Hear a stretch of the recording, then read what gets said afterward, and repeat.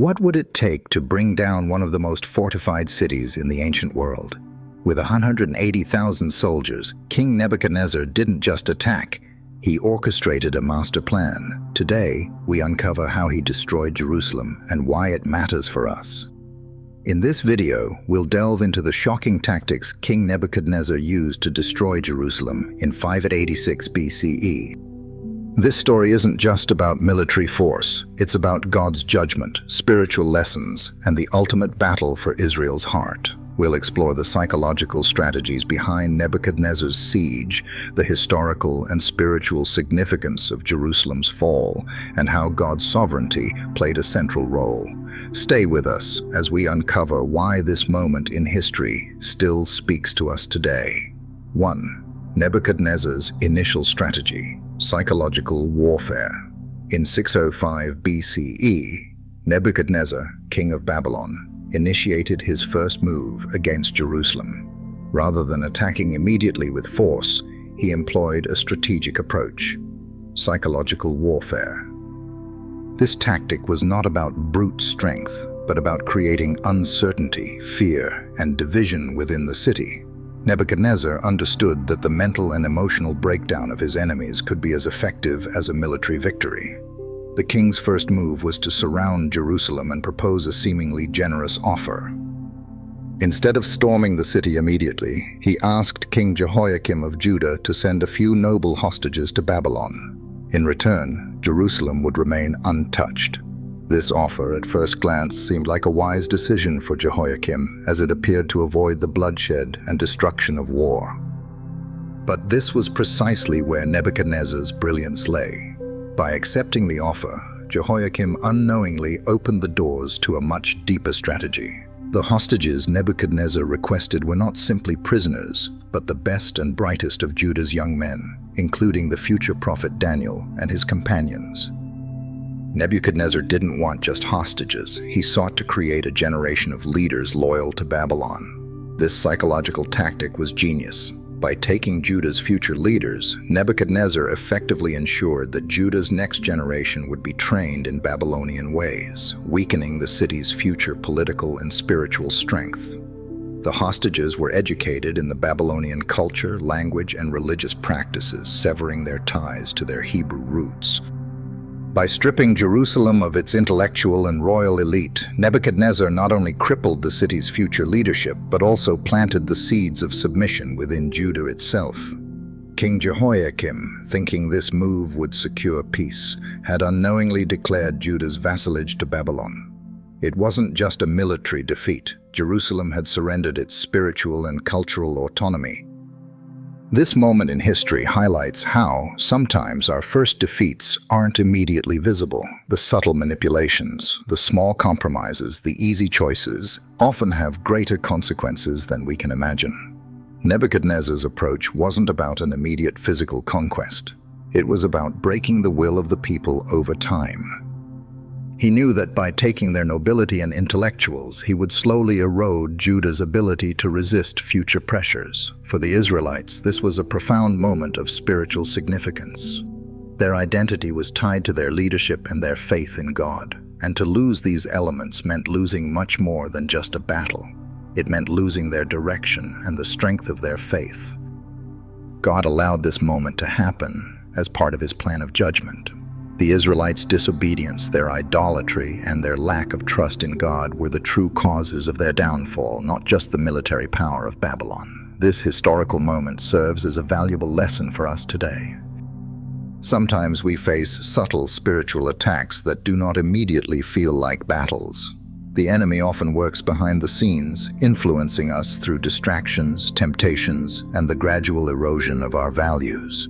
The story of Nebuchadnezzar's psychological warfare teaches us to be vigilant against these subtle attacks. We must remember that even small compromises, if left unchecked, can lead to greater spiritual defeat. In our own lives, we are often tempted to take the easy route, to make compromises that seem harmless in the moment. But like King Jehoiachin, we may not realize the long-term consequences of these decisions. Nebuchadnezzar's strategy of psychological warfare reminds us that our spiritual battles are often won or lost in our minds. We must protect our hearts and minds, stay committed to God's ways, and remain vigilant against the gradual erosion of our values and faith. Only then can we stand firm when the real battles come. 2. The First Siege. Nebuchadnezzar strikes. In 597 BCE, Nebuchadnezzar returned to Jerusalem, this time with a clear intention to bring the city to its knees. After his initial psychological tactics failed to fully subdue Jerusalem, the king of Babylon unleashed the full might of his military force. Jerusalem's proud king, Jehoiachin, had already been humbled by the previous concessions, but his successor, Jehoiachin, would not escape Nebuchadnezzar's wrath. The city was surrounded once more, and this time there was no room for negotiation. Nebuchadnezzar had already taken the step of sending many of Judah's most important leaders into exile, and his forces were ready to deal a final blow to the city's independence. The siege began with relentless force, an overwhelming display of military might. The Babylonians were not merely besieging Jerusalem, they were determined to break the spirit of its people, to crush any hope of resistance. Unlike the first siege, this time the Babylonians were not willing to wait. They had prepared for a swift victory. According to 2 Kings 24:12-13, Jehoiachin, seeing the futility of resistance, surrendered to Nebuchadnezzar, opening the gates to his city. In that moment, Jerusalem's independence was sealed. King Jehoiachin was taken as a captive to Babylon, along with the rest of the city's elite, the skilled artisans, soldiers, and intellectuals. Nebuchadnezzar's strategy was methodical and effective. By removing the city's best and brightest, he ensured that Jerusalem would be left vulnerable, unable to rebuild its strength. But this was not merely a military conquest. It was a spiritual and psychological blow to the people of Israel. The exile of their leaders marked a dark turning point. The king of Babylon had not only captured the physical city, but had also taken captive the future of Judah itself. The intellectual and spiritual leaders, those who could have led the nation, were gone. Judah's national pride and identity were crushed. As Christians, we can learn from this defeat the importance of leadership, both spiritual and temporal. The strength of a nation is only as strong as its leadership, and when leaders fall or are led astray, the consequences are deeply felt.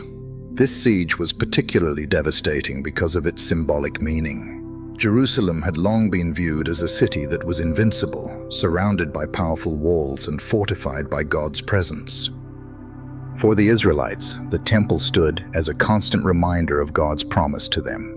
But as the siege grew more intense, the people of Jerusalem began to realize that their physical strength was no match for the overwhelming power of Nebuchadnezzar's army. And worse, they were beginning to understand that God's protection, which had once been so evident, was no longer with them. They had forsaken him in favor of idols, relying on their own strength and the alliances of men. Their disobedience had brought them to this point, and the consequences were becoming painfully clear. At this moment, we see the importance of spiritual faithfulness. God had told the Israelites that their obedience would be rewarded and that their disobedience would bring judgment. Jeremiah, the prophet of the time, had warned them of the impending destruction, but they did not listen. Instead, they chose to rely on their own wisdom and strength.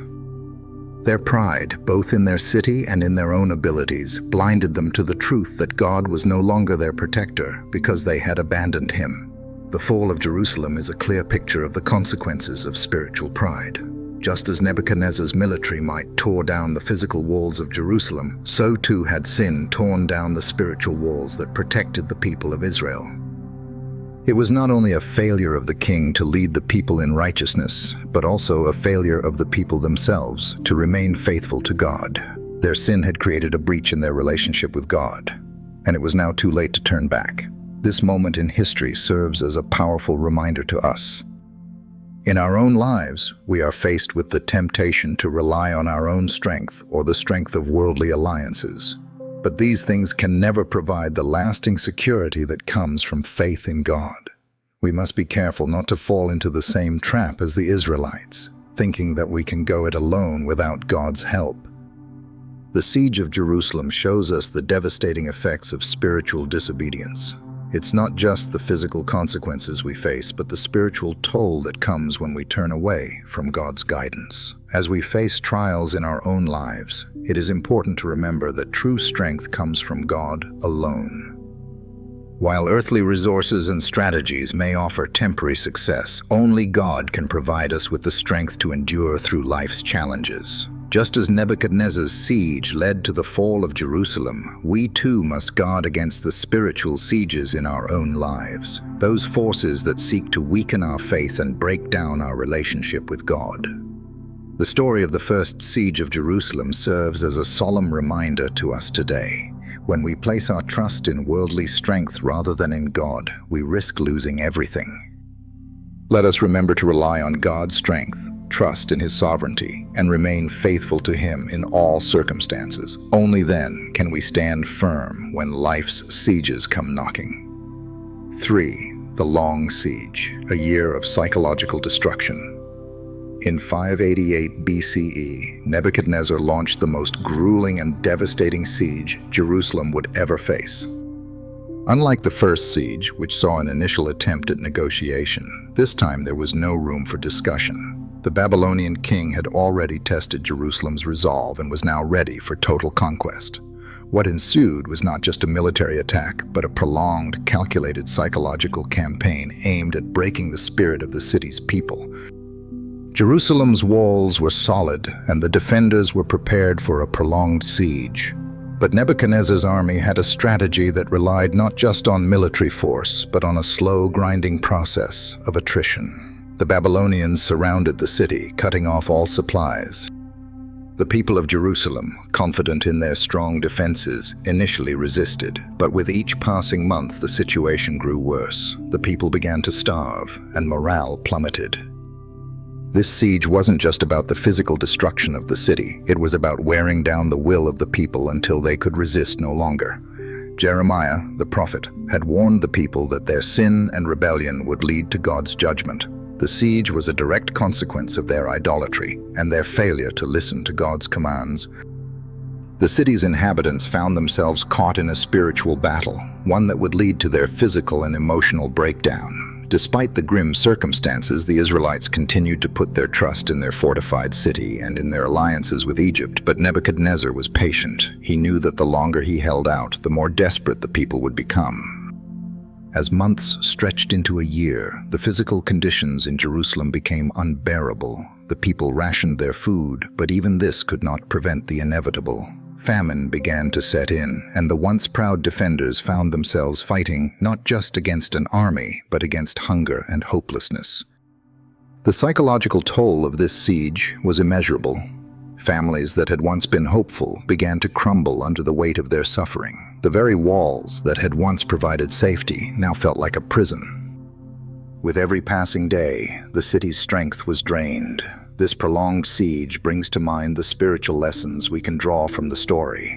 Much like the physical siege of Jerusalem, we can find ourselves in situations where we are worn down spiritually. Our daily struggles, whether they be with temptation, stress, or disappointment, can feel like a never-ending siege on our hearts and minds. Like Jerusalem, we may find ourselves trapped, feeling as though the walls we've built to protect ourselves are slowly crumbling under the weight of our difficulties. The people of Jerusalem didn't see the siege as a warning from God at first. They were too consumed by their pride, believing that their strength and their walls would be enough to protect them. But God was allowing this trial to purify them. He was testing their reliance on Him. The same is true in our lives. When we are faced with continuous trials, we may question why God allows such prolonged suffering. But like the siege, God allows challenges in our lives to teach us the importance of relying on Him alone.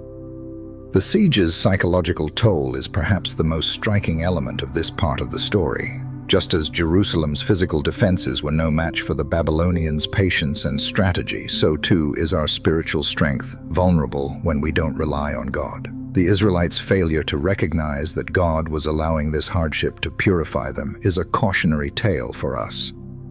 It reminds us that when we face hardships, we must remember that God's plan is always in motion, even when we don't see immediate answers to our prayers. For Christians, the story of this long siege offers deep spiritual insights. Just as the Israelites were starving, both physically and spiritually, we too can find ourselves hungry for God's presence. In times of prolonged suffering, we must remember that God is the true source of our strength. The Israelites tried to endure on their own, believing in their own fortifications and alliances, but they failed to recognize that their ultimate defense was in God. In the same way, when we face difficult seasons, we must turn to God for spiritual nourishment and guidance. God uses trials to refine us, to teach us that we are not self-sufficient and that we must depend on Him. It is easy to become complacent when things are going well, just as the people of Jerusalem were before the siege. But when hardships come, they can serve as a wake-up call. We may find ourselves in seasons of life that feel like an unrelenting siege, when problems seem endless and the walls of our strength seem to be crumbling. But in those times, we are called to seek God more than ever before. The Israelites didn't see it at the time, but the siege was an opportunity for them to turn back to God, to repent of their sins, and to rely on Him for deliverance. Similarly, when we face difficult situations, we should turn to God, recognizing that He is using these moments to draw us closer to Him. He is the ultimate protector, and though the battles we face may seem overwhelming, He is sovereign and in control of all things. As we reflect on the long siege of Jerusalem, we can find encouragement in knowing that no matter how long the battle, God is with us. Just as He allowed Jerusalem to face hardship for a time, He allows us to face challenges to strengthen our faith. And just as He eventually brought His people back from exile, He promises to deliver us through every trial. We are never alone in our struggles, and we must trust that God's plan will always prevail. 4. The fall of Jerusalem. The final breach. After 18 months of a brutal siege, the unthinkable finally happened. The walls of Jerusalem, once considered impenetrable, began to crumble. Nebuchadnezzar's army had methodically worn down the city's defenses, and the time had come for the final breach. King Zedekiah, the puppet ruler placed by Nebuchadnezzar, had tried everything he could to maintain control, but now all hope was lost. Zedekiah's leadership had been weak from the start. Although he had once been a vessel of Babylonian authority, over time he succumbed to the pressure of rebellion, spurred on by false promises from Egypt. Jeremiah, the prophet, had warned Zedekiah about the consequences of defying Babylon, but his pride and fear clouded his judgment. As the Babylonians' siege tactics wore on, the people of Jerusalem had become desperate, facing famine and disease, their hopes slowly fading with each passing day. Despite this, Zedekiah and his advisors believed they could still hold out. Then, in the darkness of night, the final blow came. As described in Jeremiah 52:7, then the city was broken into, and all the men of war fled. The breach in the city's walls wasn't dramatic at first. It wasn't an overwhelming collapse, but a small crack in the fortress's armor, just wide enough to allow the Babylonians to enter. This single breach symbolized not just the fall of the city, but the collapse of the Israelites' hope in their own strength. In the moment the walls gave way, Jerusalem's defenses failed not because of military might, but because of the spiritual disintegration that had taken place over the years. This breach wasn't just a military loss, it was a spiritual one. It marked the moment when Israel's physical strength could no longer protect them from God's judgment. Their reliance on their own defenses, their pride in their fortified city, had blinded them to the spiritual reality that God had long since withdrawn His protection. The fall of Jerusalem stands as a warning that no fortress, no matter how strong, can stand against the sovereign will of God. This breach in the walls represents the breaking of the covenant between God and His people. For the defenders of Jerusalem, the immediate reaction was one of chaos. The soldiers, weakened by starvation, disease, and fear, began to panic. Zedekiah, in an attempt to escape, fled with his men through a small gap in the walls. But the Babylonians were relentless. They quickly caught up with him, capturing the king and his soldiers. Zedekiah's attempt to flee was a tragic, desperate act, one that mirrored the desperation of the people of Jerusalem. The moment Zedekiah was captured, Nebuchadnezzar's full wrath was unleashed. Zedekiah's sons were killed before his eyes. and his own eyes were gouged out, leaving him blind and powerless. He was then shackled and taken to Babylon, a trophy of war. This humiliation was not just for Zedekiah, it was a statement to the entire world. Nebuchadnezzar wanted to show that no one, no matter how powerful, could defy him and live. The destruction of Zedekiah, once the king of Judah, symbolized the complete defeat of Jerusalem's pride and the shattering of Israel's self-reliance. As the city fell into enemy hands, the Babylonians took what remained of Jerusalem's wealth, ransacking the city and looting its treasures. The temple, the sacred heart of Israel's worship and identity, was plundered and burned. The destruction of the temple was not just an attack on a building, it was an attack on the heart of Israel's faith. For the Israelites, the temple represented the presence of God on earth. Its destruction was a direct assault on their identity as God's chosen people. The physical destruction of the city and the temple was a reflection of the deeper spiritual devastation that had occurred over the years. Jerusalem had fallen because of its idolatry, its disobedience, and its failure to heed God's warnings. The Israelites had placed their trust in their city, in their walls, in their riches, everything but God. This tragic turn of events serves as a powerful reminder of the dangers of self-reliance and pride. When we place our trust in anything but God, we set ourselves up for spiritual defeat. Just as the walls of Jerusalem fell, so can the walls of our own hearts if we rely on our own strength and fail to trust in God. In our own lives, we often build walls of pride, thinking that we are safe within them. We rely on our achievements, our wealth, our relationships, or our abilities. But just like the walls of Jerusalem, these defenses can crumble. The fall of Jerusalem teaches us to examine our own lives and to remember that only God is our true refuge and strength. The destruction of the city wasn't the end of Israel's story, though. It was part of God's greater plan for redemption. God would eventually restore his people, but not without first allowing them to experience the consequences of their rebellion. As we reflect on the fall of Jerusalem, let us ask ourselves, what are the walls we've built in our own lives? Are we relying on our own strength, or are we trusting in God's sovereign will? The fall of Jerusalem serves as a powerful warning for us to place our trust fully in God, for He alone is our refuge, our strength, and our salvation. 5. The destruction of the temple, the heart of Israel's faith. On August 5th, 586 BCE, the unthinkable happened. The Temple of Solomon, the very heart of Israel's spiritual and cultural life, was destroyed by the Babylonians.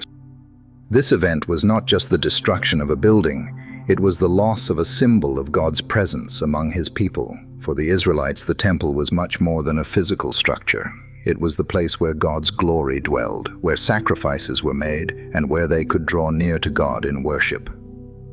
The loss of the temple was the ultimate blow to the Jewish people, signaling the complete destruction of their identity as a nation under God's protection.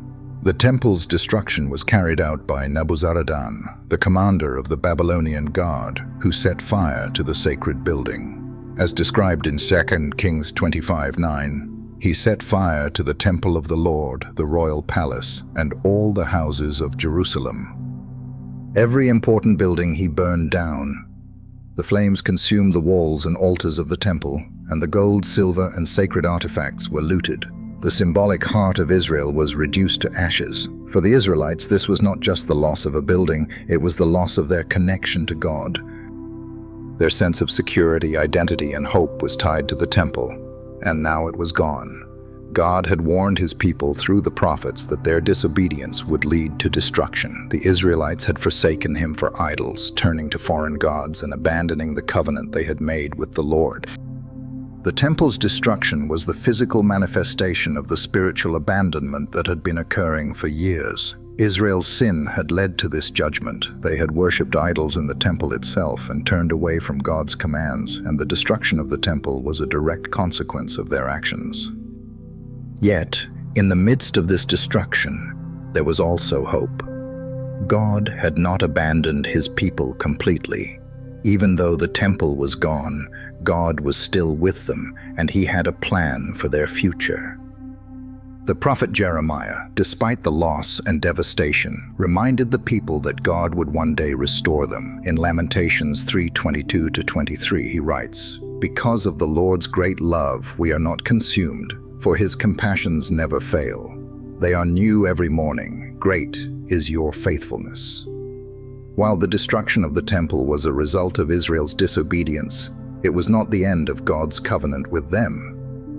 God's promises remained intact, and he would eventually bring them back to their land. This destruction serves as a powerful spiritual lesson for us. The temple was meant to be a place of worship, where God's people could come into his presence.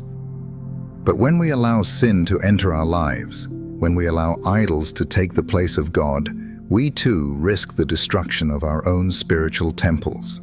Just as the Israelites experienced the loss of their connection to God when the temple was destroyed, we too can lose our intimacy with God when we turn to other things for fulfillment. However, just as God promised restoration to Israel, he promises the same to us. When we fall, when our spiritual walls crumble, God offers grace and forgiveness. The destruction of the temple was not the end of Israel's story. It was part of a greater plan of redemption. God's judgment is always tempered with his mercy. Israel would eventually return from exile and rebuild the temple, but this time it would be different.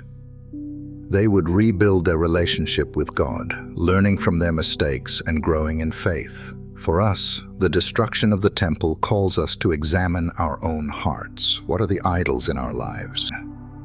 What has taken the place of God in our hearts? Are we relying on our own strength, our wealth, or our relationships for fulfillment instead of seeking God first? The loss of the temple serves as a reminder that no matter how strong our spiritual lives may seem, they can be easily disrupted if we allow sin to take root. We must be vigilant in keeping God at the center of our lives, just as the Israelites should have done with their temple. In a world filled with distractions, the story of the temple's destruction challenges us to focus on what truly matters, our relationship with God. When we place God at the center of our lives, when we truly worship him and seek his presence, he will guide us through the storms of life. Just as the Israelites rebuilt their temple after the exile, we too can rebuild our relationship with God after we have fallen. God is always ready to restore us, no matter how far we have strayed. The destruction of the temple was a tragic event, but it was not the end. It was a turning point in Israel's history, one that pointed to a future restoration and a renewed relationship with God. We can take comfort in the fact that no matter how much we may falter, God's love and faithfulness remain. The destruction of the temple serves as both a warning and a promise. A warning that sin leads to separation from God, but a promise that God will always offer us a way back to him. 6. The final deportation, exile and its lessons. After the destruction of the temple and the breach of Jerusalem's walls, Nebuchadnezzar's final act was to carry out a mass deportation of the Israelites. This was not merely a military strategy, but a calculated effort to break the spirit of the nation. The Babylonians took approximately 10,000 of the most skilled and influential citizens of Jerusalem, its leaders, soldiers, artisans, and intellectuals, and exiled them to Babylon. Only the poorest of the land were left behind, those who had no power to resist or rebuild. This deportation marked the official beginning of the Babylonian exile, a 70-year period of captivity that would radically reshape the identity and faith of the Jewish people. It was a devastating blow to a nation that had relied on its pride in the temple and its fortified city. The people of Israel had been through so much already: siege, famine, destruction. But this final act of exile was the most humiliating. The intellectuals, the craftsmen, and the soldiers, the very people who could have rebuilt Jerusalem, were taken away. Yet the exile was not simply an act of destruction. It was part of God's sovereign plan. Through the prophet Jeremiah, God had told the people of Israel that their rebellion would lead to this exile, but that it would not be the end of their story. God's promise was clear. After 70 years, he would bring them back to their land and restore them. This was not a punishment without purpose, but a refining process for Israel. God used this time in exile to purify his people, teaching them the importance of dependence on him and not on their own strength. It was in Babylon that many of the Israelites turned back to God in deep repentance. The spiritual significance of the exile was profound. For the Israelites, the loss of their homeland, the destruction of the temple, and their forced relocation to a foreign land symbolized the complete collapse of their previous way of life. Yet, in the midst of this destruction, God was still present with them. The prophet Ezekiel, one of the exiles, had a series of visions that revealed God's glory even in exile. Despite their physical separation from the land of Israel, God's presence was still with his people. This was a powerful reminder that God's promises are not limited by geography or circumstance. The exile also gave rise to important developments in the Jewish faith. With the destruction of the temple, the Israelites were forced to adapt their worship. Synagogues emerged as places of communal worship, and the study of Scripture became a central part of Jewish life. This period laid the foundation for much of what would become Jewish worship and practice in the centuries to come. The exile forced the Israelites to shift their focus from the physical temple to the spiritual temple, which would eventually be fulfilled in the person of Jesus Christ. For us, the story of the deportation and exile offers significant spiritual lessons. First, it reminds us that God's judgment is always coupled with his mercy. Though Israel suffered greatly, God's plan for their restoration was never abandoned. In our own lives, when we experience periods of suffering, we can trust that God has a purpose in it. Just as God was refining Israel, he often uses hardship to refine our faith and bring us closer to him. Second, the exile teaches us the importance of spiritual resilience. Even though the Israelites were far from their homeland, even though they had lost their temple, they found ways to worship God. This was a time when they could no longer rely on the physical structures that had defined their faith, but were forced to look inward and rely on the relationship they had with God. In our own lives, we may go through times when our usual sources of strength, our jobs, relationships, or possessions, are taken away. In those moments, we must remember that our faith is not built on external circumstances, but on our personal relationship with God.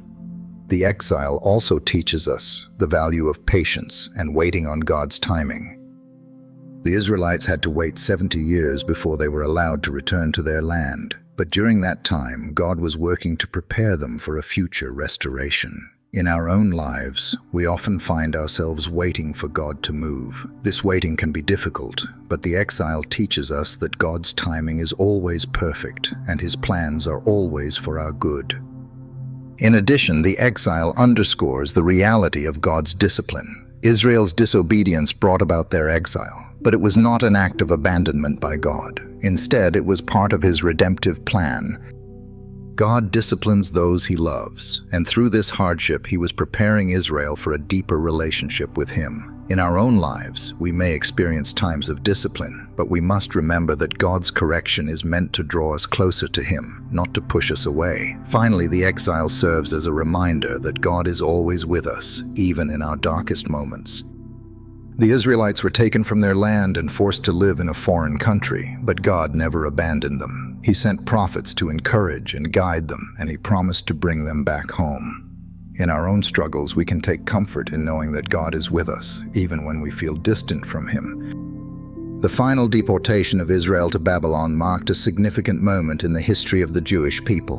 It was a moment of spiritual devastation, but also one of spiritual growth. Through their time in exile, Israel was refined and restored. In the same way, when we go through difficult seasons in our lives, we can trust that God is working in us, preparing us for the future he has planned. Conclusion. Reflections on the fall of Jerusalem. The fall of Jerusalem, from the initial siege to the destruction of the temple and the final deportation, is a story of devastation, judgment, and ultimately, redemption. Nebuchadnezzar's tactical genius and God's sovereign judgment led to the fall of a proud city, but this event was not the end of Israel's story. It was a moment in history that served as both a consequence of Israel's disobedience and a crucial step in God's eternal plan for his people. God's judgment was severe, but it was never without hope. The exile, though painful, was part of God's process of refining his people. Just as he allowed Jerusalem to fall to teach Israel valuable lessons, he allows trials in our own lives to refine and purify our faith. Even when we face the darkest times that feel like the walls of our hearts are crumbling, God's hand is still at work, molding us for a future restoration. As we reflect on the lessons of the fall of Jerusalem, we must ask ourselves, are we relying on our own strength and pride, or are we placing our trust in God alone? The Israelites' downfall began with spiritual complacency, a turning away from God in favor of idols and worldly alliances. But God, in his mercy, allowed for the eventual restoration of Israel.